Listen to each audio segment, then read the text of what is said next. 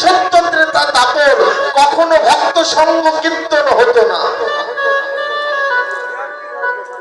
কলিযুগে ভক্ত সঙ্গ করে কীর্তন হচ্ছে। নিয়ে এলেন কে? গোবিন্দ নিয়ে এলেন কলির জীবকে উদ্ধার করবার জন্য।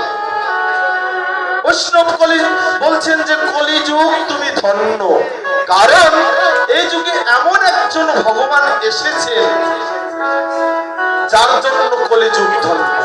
কোন ভগবান? যে আমার গৌরাঙ্গ, আমার গৌর চাঁদ, আমার গৌর নিতাই।